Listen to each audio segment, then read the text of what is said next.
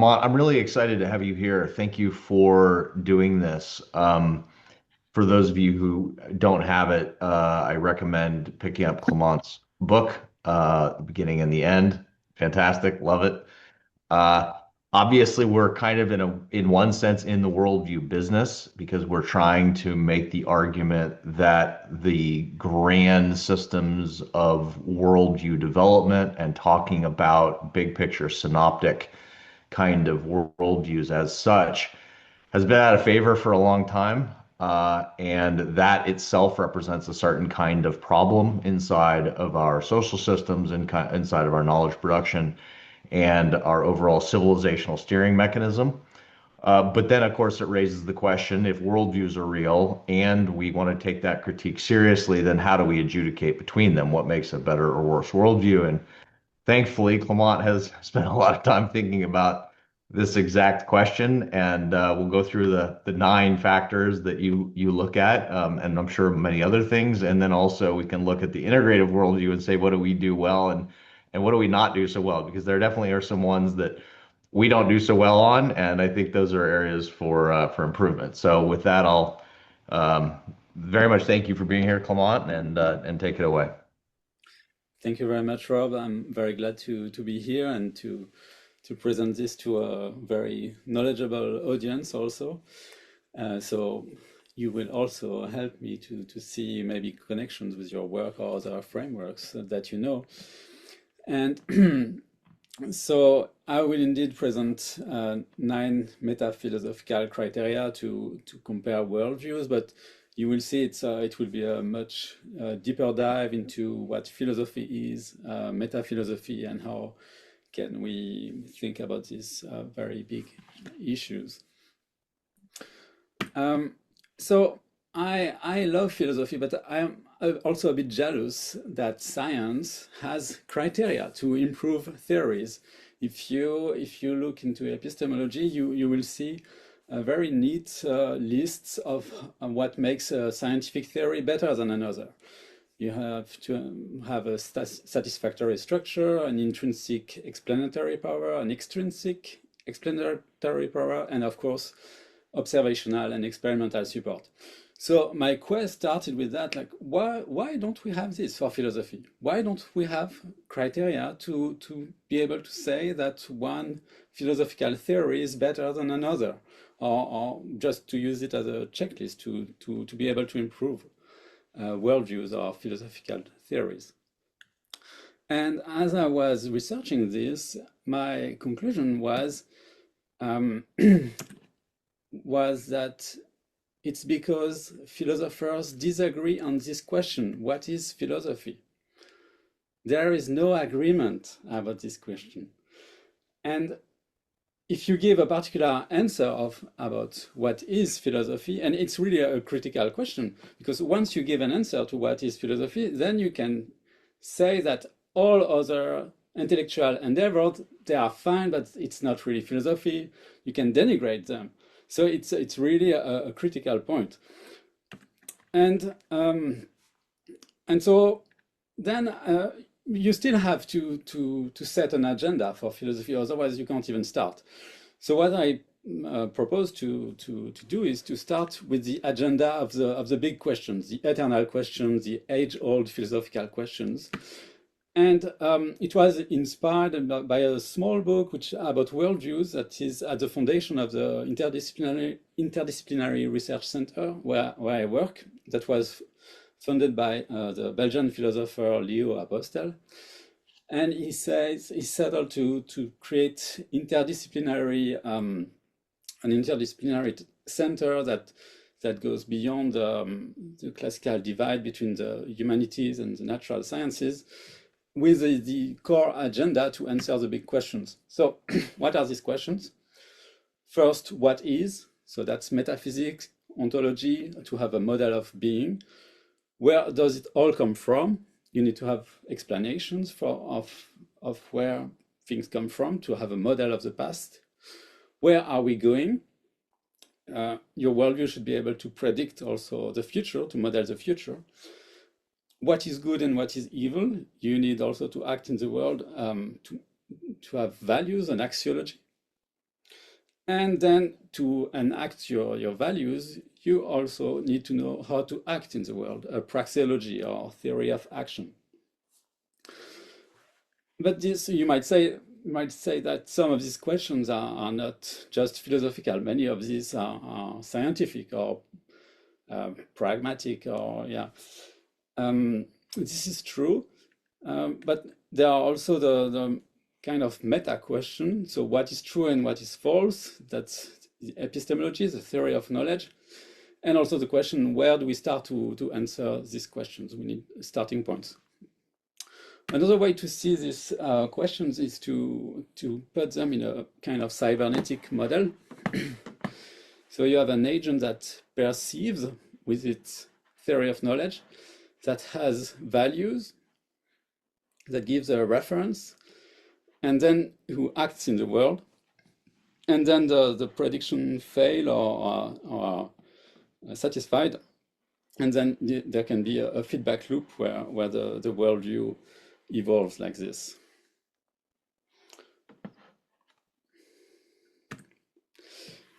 So philosophy is a fascinating domain because you have so many different kinds of philosophizing. And building on the work of Mortimer Adler, Charles Dunbar Broad, and Nicholas Rescher and others, I settled for this framework, which is to distinguish 6 dimensions of philosophizing. So the first is descriptive, a description or model of the world. So nowadays it's not just the philosophers who do that; it's mostly actually science. Then there is a normative aspect. So what we said with the question, what is good and what is evil, that is essential also to philosophizing, and the practical aspect to act in the world. But nowadays, this first order of philosophizing has been actually quite relegated to other disciplines, I would say, unfortunately. And most of modern philosophizing is at this second order level, and more precisely, even at the critical level. Philosophizing is used to critique theories, to critique societies, to critique a lot of things.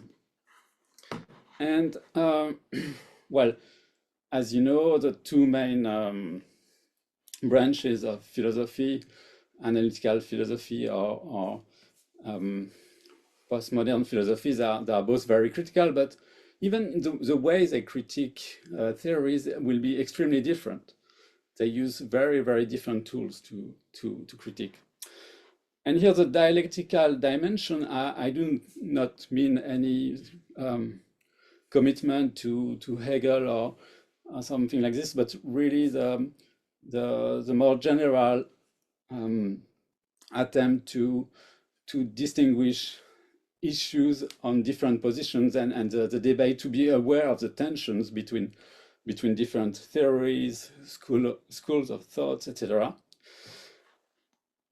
And then the third order of philosophizing, which is the rarest kind of philosophizing, it's the philosophizing of the great philosophers who really try to make a system of thought that integrates all these dimensions of philosophizing. And it's of course the hardest one. So another perspective on worldviews is to distinguish the 3 worlds. So many authors have seen this distinction with different vocabulary. Popper distinguished the 3 worlds: world 1, which is about the objective, physical, material; world 2, the subjective, mental, and the subjective experiences; and world 3, which is about society, language, myth, and theories. Habermas also distinguished the objective, subjective, and social worlds, and Wilber put it probably in the most compressed way with the it, I, and we. So, what are the criteria based on these frameworks? So first we start with the objective criteria. So a worldview, all these criteria function with the assumption, which can be unrealistic, but that's how generally you make criteria works, is that you imagine that all other things are equal, and if one criteria is better satisfied in one theory, then this theory needs to be preferred.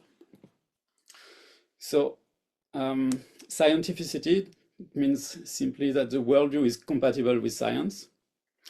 Objective consistency, the worldview exhibits internal and systemic consistency.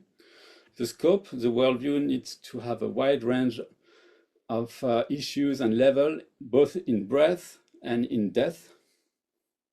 So this one already is extremely demanding if you want a worldview that takes into account from the Big Bang to today and have detailed knowledge about all the steps. It's extremely demanding. Then we move to the subjective criteria, which I propose are the subjective consistency. The worldview needs to fit knowledge and experiences that individuals already have. A worldview is better than another when it satisfies personal utility, that it promotes a personally rewarding life outlook. Emotionality, of course, is very important. The worldview needs to evoke emotions so that it's more likely to be assimilated and applied. And then are the intersubjective or social criteria. First is the intersubjective consistency. The worldview reduces conflicts between individuals. Narrativity, the worldview presents its messages in the form of stories. We know this from cognitive sciences, that stories spread much better information than cold, rational, logical knowledge bits. And collectivity, a worldview should also encourage a life outlook and mobilize individuals for what is socially beneficial. So now, how do we use all this?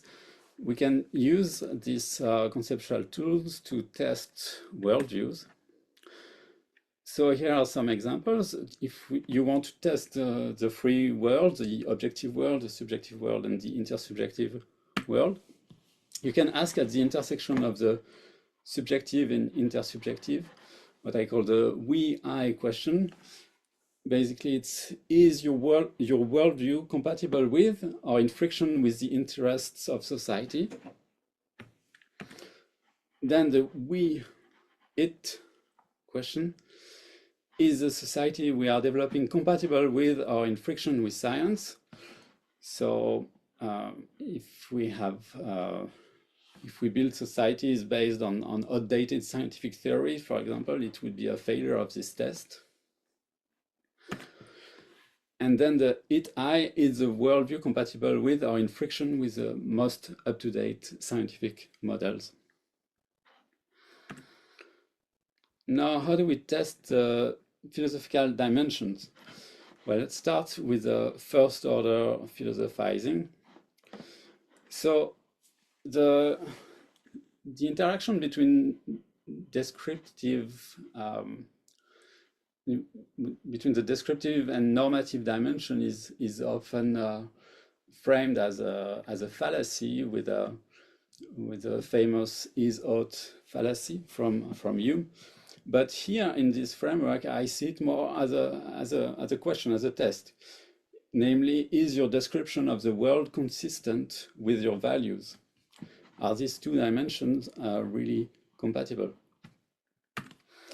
Then, similarly, you can do another test, which is the normative and the practical. How to act? Do you connect your values with concrete decision-making and action? So, yeah, typically if you say it's not good to drink alcohol and then you drink alcohol, you're in contradiction with what you're saying. And then the is-act test, which is testing the descriptive and the practical. So it's just asking, is your model for action efficient? And actually, this is very important because this is the foundation of the engineering mindset. All what matters is that your actions are efficient compared to what the world you're describing. So you're short-circuiting the normative dimension. Now let's go to the second order tests. So you can use any kind of analytical or theories to critique your worldview. So you can ask yourself, do you critically analyze your worldview with objective, subjective, and intersubjective criteria? And then the dialectical dimensions ask you to whether you join issues and review all major positions on ideas related to your worldview, which is also can be seen as part of the synoptical view of philosophy. So to really have a synoptic view of every position related to an issue, which is actually the foundation to make a synthesis afterwards. To make a good synthesis, you need to have a good overall vision of where all the tensions are, and how to make a new synthesis. Now the third order dimension, the synthesis. Well, first you can ask the mixed question test. Is your worldview consistent with and working with other branches of knowledge? Of course, if you want to make a grand synthesis, you can't stick just with one discipline. You need to be able to integrate different disciplines. And then this one also I like. It's the first second order test, and it's asking you, is your second order philosophizing ultimately working for first order philosophizing or synthesis? So basically this test is a kind of reality check for philosophers, whether they are just criticizing the critique of a theory and then staying in this comfortable position of just critiquing each other and writing papers about subtle argument, but then losing completely track of the real world impact, a real description, real norms that can be applied in practice. So the third order philosophizing the synthesis is also busy with this question of how to link back to the first order. So let's take a little exercise for you. Let's compare the theory of intelligent design with the theory of the flying spaghetti monster. Who do you think will win according to what I said up to now? Any thoughts?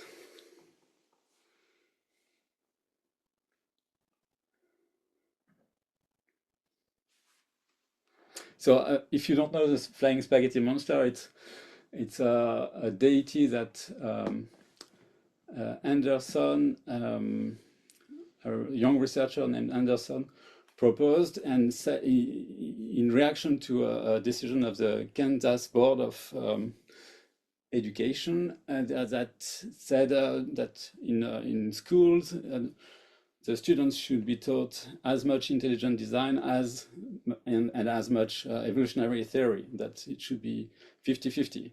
And he said, well, if this is true, let me add a third option, this flying spaghetti monster, which I claim that's the flying spaghetti monster who is at the origin of the universe, and it's as consistent as intelligent design. You can't say it's worse. And well, the answer is that it is still worse, actually. Why? Because, of course, it's a very artificial construct, the flying spaghetti monster. So his point was to look at just the objective criteria. Both intelligent design and the flying spaghetti monster, they fail on the scientificity criteria. They fail on the consistency. But of course, intelligent design is not out of the blue. It's tightly connected to Christianity, to Christian values, practices, and so on. So actually, I would argue that it's for this reason it scores better on all the other criteria. Well, funnily enough, after Anderson did develop even a church of the flying spaghetti monster, you can Google it, where he tried to make it really a movement. But I mean, obviously, it has always been satirical. Um, so probably many of you are expert also in, um, in psychological development. That's something I'm very interested in, but I'm maybe a bit less expert. And when I had written about all this framework for worldview, it seemed to me that that was the missing piece to connect it with the tradition of developmental theories in psychology, because obviously the worldview, the ways of thinking evolve from childhood to adulthood and beyond. So, I mean, with all its imperfections, a good overview framework is spiral dynamics, which starts from the incorporative level to the impulsive, imperial, interpersonal, institutional, inter-individual, to systemic and metasystemic. So here I added actually a twist, namely that the green doesn't follow from the orange. So it's basically the claim that once you start to critique the mythical worldviews, you can do this in mostly in two ways: in the analytical, rational, scientific way, and then you become orange. You structure your worldview logically, or you do it into a more, let's say, social constructivist, and you see that everything is connected. And that's more the road of postmodernism. And then the second tier, these two, they are actually a synthesis of these two, seeing that both have good points, both are needed to get a more complete, more encompassing worldview.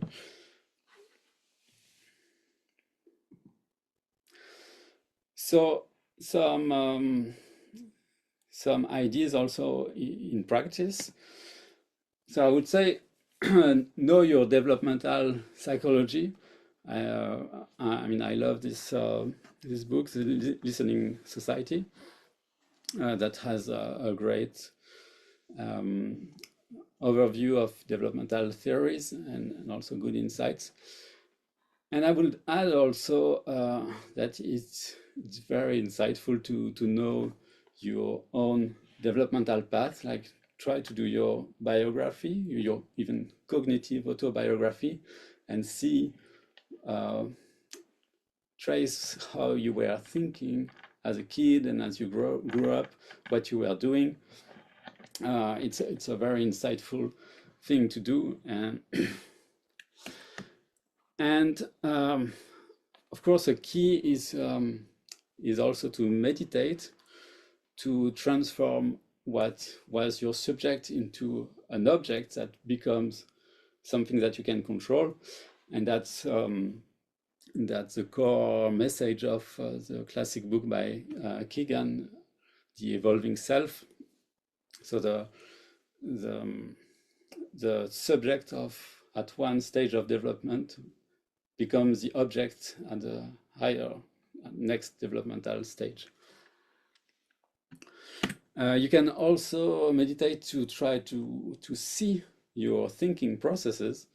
And this is a recent book by John Stewart that I warmly recommend, that tells his own story about how he was able to improve his intelligence, his thinking by eventually being able to see how you think, like why did I think that? Why did I miss this insight? And then to correct your thinking and to improve it all the time. So it's really about holding your thinking processes as objects and being able to complement them, to manipulate them, and build better ones.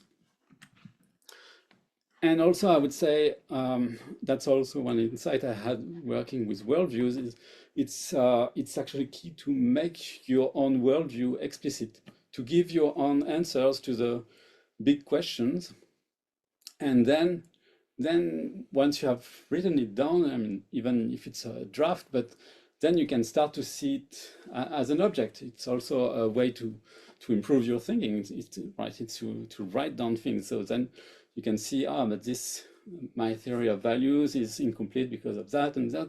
And so you can start also improving your worldview. So, and of course, also another key part to develop worldviews is to challenge it. So this challenge typically is harder to do on yourself. You need nasty, skeptical colleagues who tell you what you can't do, what you don't understand, and why, and to try to see why others, what do others have that allows them to succeed. But the challenging part is the tricky part, I think, psychologically, because when people are stressed psychologically, they are most likely to downgrade their thinking to a previous, more primitive stage of thinking rather than to grow. So really growing, developing is very challenging. So it seems that the one way forward is to do this with a safe space, to allow contradictions and tensions to be experienced and processed and build upon to build a greater worldview. So in this way, I would say that somebody that is at one stage above your developmental level is actually able to critique you. So a scientist is able to critique the worldview of somebody who believes in myth. That's easy, is an easy critique. But to really to scaffold a new developmental a new stage, the teacher, the mentor needs actually to be 2 levels above, because ideally he or she would hold the new worldview to be constructed as an object. So that's much more challenging, and it's actually questioning for educational system. Then education becomes extremely hard to it means that if you want to teach math or just regular science properly, you need to be at a level above. So you need to be already a systemic thinker, which is highly demanding. So to summarize, I propose actually to bootstrap the criteria and to apply them to themselves. So what I mean by that is to see how we can apply these criteria and test. They can be used objectively to describe different worldviews throughout the history of philosophy. So to do a kind of comparative history of philosophy. They can be used subjectively. That was my thrust actually for most of my talk. Asking yourself, how can I use the criteria and different tests to improve my worldview and to develop? You can also use that to realize why you don't like another philosophical theory or approach. You can see, I don't like this theory because there is much emphasis on emotionality or too much emphasis on science, depending on how yourself you value the different criteria. And yes, that's also the third question here. What weights do I put on the criteria? What are the criteria that are most important for my own worldview? And you can also use this criteria, I would say, socially to compare different worldviews, to conduct debates, to identify the tensions between different worldviews, and also to clarify disagreements. So in conclusion, I'm not proposing a process to build an ultimate worldview. It's not a deterministic algorithm, but it's a way to to articulate epistemic values, criteria, and tests to improve worldviews and to improve the dialogue between different worldviews. So you can see more details in my paper called Metaphilosophical Criteria for Worldview Comparison. That's it. Thank you very much for your attention.